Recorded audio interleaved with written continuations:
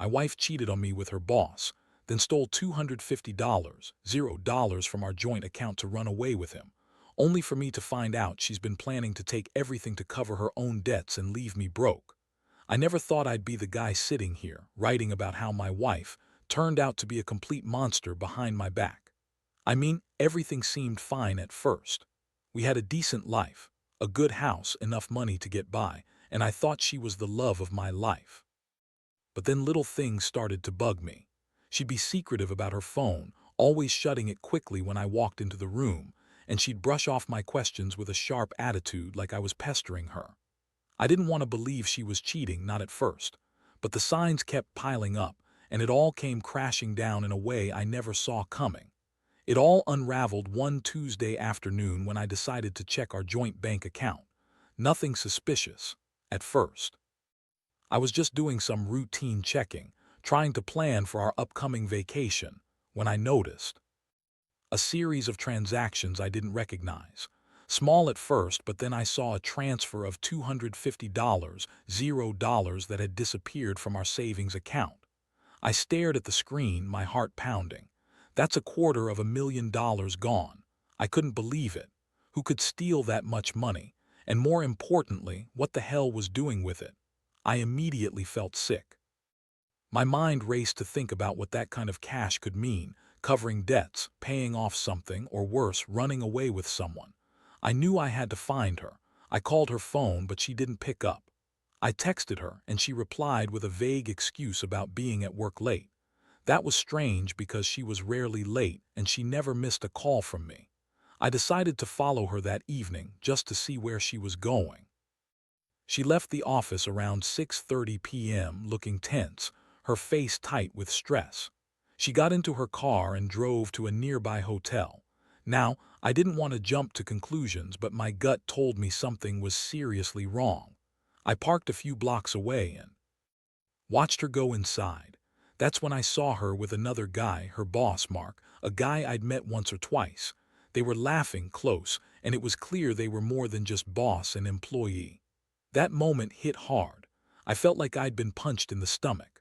My wife, the woman I loved, was cheating on me with her boss. And to make it worse, I suspected that the money I saw in our account was probably linked to her plans. She'd always been bitchy when I questioned her about money, brushing me off or telling me I was overreacting. Now I knew she'd been lying all along, hiding her affairs and robbing us blind. I couldn't believe I'd been so blind for so long. I felt a mixture of rage, betrayal, and heartbreak. I knew I had to confront her, but I wasn't sure what I'd say or do. All I knew was that my world was falling apart, and I had to get to the bottom of it. The next morning, I woke up feeling like I'd been hit by a truck. My mind kept replaying that scene from last night, the look on her face. When I followed her, the way she was so comfortable with Mark, like this was just another day at the office. Only it was. It was something darker, something I'd never imagined in my worst nightmares. I couldn't sleep, so I decided I needed to get some facts straight before I did anything rash. I sat at my laptop, digging into our bank statements, trying to piece together what I'd seen and what I suspected. It didn't take long. The more I looked, the clearer it became. There were multiple transfers, not just the one I'd seen last night. Small amounts, funneling out over the past few months, all heading to accounts I didn't recognize. I also found some receipts from a luxury jewelry store, a few high-end hotels, and a series of anonymous payments. Had been planning this for a long time. She'd been hiding debts, maybe even gambling or doing something worse. And she was using the money she stole from us to fund her affair and her escape. It made me sick to think about how she'd been lying to me, pretending to be this caring wife, while she was secretly planning her departure. I decided I had to confront her, but I also knew I needed evidence. I installed a keylogger on her phone and her email accounts, discreetly of course. I wanted to catch her in the act, or at least have proof that I could use if things got ugly. I also started to dig into her social media accounts, looking for clues or messages that might have tipped me off earlier. It was a brutal process, but I needed to be sure. Every new piece of information made my blood boil more. She'd been lying to my face, pretending everything was perfect, while she was secretly planning her escape, stealing from us and screwing her boss. One thing that kept running through my head was how she'd always been so bitchy when I asked about money. She'd call me paranoid or insecure, accuse me of not trusting her. Now I saw her true face. She was a manipulative, lying bitch, and I felt used and betrayed on a level I'd never experienced before. It was like she had been playing me from the start, all while pretending to be the loving wife I thought I knew. I couldn't believe I'd been so blind. The shock was one thing, but the anger was worse. I promised myself that I wouldn't let her get away with this, not without a fight.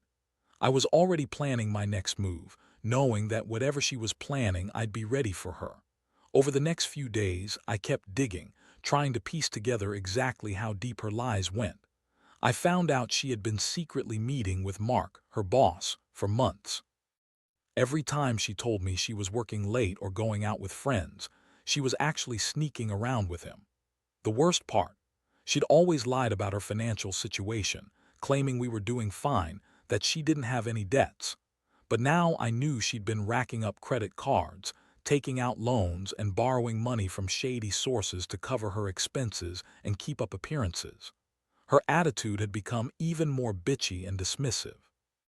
She'd snap at me when I asked about the bills or our savings. "You're always so paranoid," she'd say, rolling her eyes. "Stop accusing me of things I didn't do." But I knew better. She was lying. She'd been lying for months, maybe even years, hiding her debts, her affairs, and her plans to run away with Mark. The more I uncovered, the more furious I became. I felt like a fool. I'd been so trusting, so naive, thinking I was building a life with someone who cared about me. Turns out, she only cared about herself. One night, I caught her trying to delete some files from her phone. I had installed a hidden app that allowed me to monitor her activity remotely. When I checked it, I saw her deleting messages, clearing her browsing history, and trying to erase evidence of her affair with Mark. That was the final straw. I knew I couldn't just sit back and let her walk away with everything, our money, our house, my life. I had to act fast. I started drafting a plan. First, I would confront her with all the evidence. Second, I'd call a lawyer and prepare for a fight over the money. And third, I'd get a forensic accountant to trace all the transactions she'd made to cover her tracks. I was determined to stop her from taking everything. She'd already stolen $250,000, and I was pretty sure she'd planned to leave me broke, in debt, and humiliated. That thought made my blood boil. I wasn't going down without a fight. I knew I had to stay calm, even if everything inside me was screaming for vengeance. I wanted her to pay for what she'd done, and I was going to make sure she did. The confrontation I had been planning finally came one afternoon when I couldn't hold back anymore. I waited until she came home from work, her usual bitchy attitude simmering just beneath the surface. I had all the evidence laid out: screenshots of the bank transactions, her secret messages, the receipts from her shopping sprees. I was furious, but I kept my voice steady. I told her I knew everything about her affair with Mark, about the money she'd stolen, about her plans to leave me broke. Her reaction was exactly what I expected: denial, anger, and outright lies. She looked at me with that fake, innocent face. "You're crazy," she snapped. "You're just jealous. I don't know what you're talking about." But I didn't buy it. I showed her the proof. Her face went pale, then red with rage. She tried to deny everything, but I wasn't having it. I told her I'd already contacted a lawyer and a forensic accountant, and that I was going to make sure she paid for her lies and her betrayal. She started crying, throwing a tantrum, yelling about how I was ruining her life, how she'd only been trying to fix things, how she loved me. But I saw through her bullshit. She'd been planning this for months, probably longer. She was trying to gaslight me, make me doubt myself, and turn the tables so I'd be the bad guy. I kept calm, even as my blood boiled. I told her it was over, that I was done with her lies, and that I was going to take everything she stole and make her pay. That night, I contacted the lawyer and the forensic accountant. I also made arrangements to freeze our joint account to prevent her from moving any more money. I wanted her to realize that I wasn't going to let her ruin me, not without a fight. I could feel the rage building inside me, toward her, toward Mark, and toward myself for not seeing the signs earlier. But I also felt a strange sense of clarity. I was done being the victim. From now on, I was going to fight back, and I was going to make her regret every lie, every betrayal, every dollar she stole. I didn't know exactly what the future held, but I knew I wouldn't let her walk away with everything, not without paying. The days that followed were a blur of legal calls, financial chaos, and a sinking feeling I couldn't shake. I had the account frozen, but I knew it already moved a lot of the money. I also discovered she'd taken out a second mortgage on our house, claiming she needed it for emergencies. But I now saw it was just part of her plan to cover her debts and run away with Mark. It was like peeling back layers of deception, every step revealing how deep her betrayal really was. She kept insisting she was a victim, that I was overreacting, that she only did all this because she was stressed, and that she loved me. That was a lie, plain and simple. She'd been planning her escape for months, maybe longer, and she thought she could just lie her way out of it. But I wasn't buying any of it anymore. I'd seen her messages, her bank statements, her lies. The woman I married was gone. In her place was someone cold, calculating, and completely self-absorbed.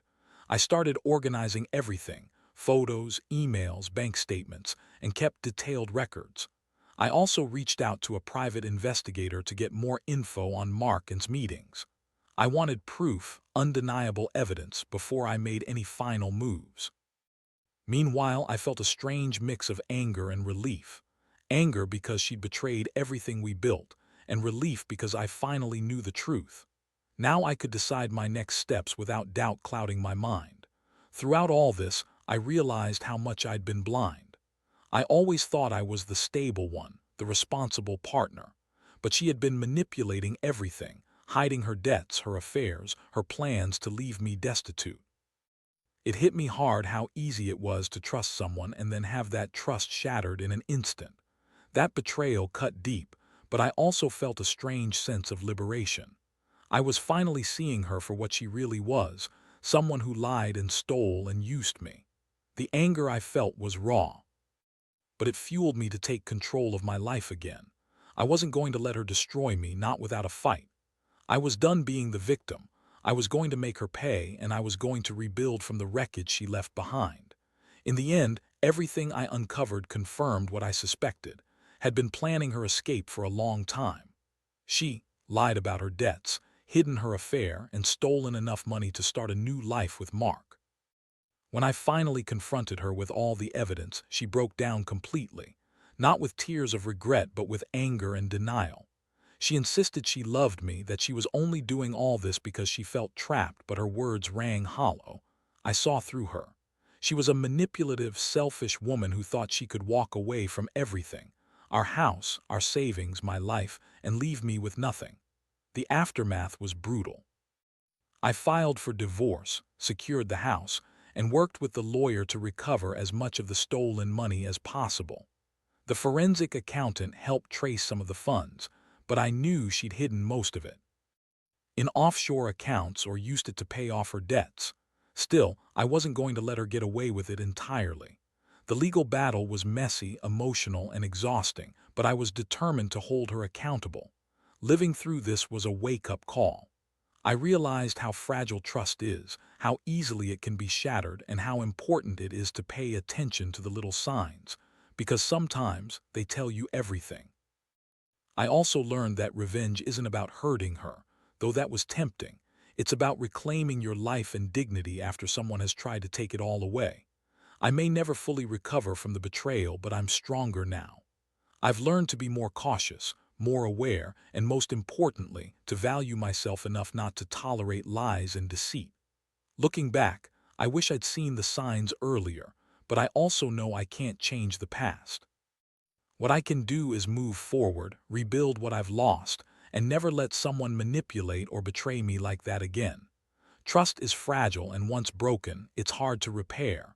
But the most important thing is to protect yourself, to be honest with yourself, and to never stay in a situation where someone is lying and stealing from you. Life is too short for that kind of pain. I've come out of this battered but wiser, and I know now that sometimes the best revenge is simply walking away and starting over.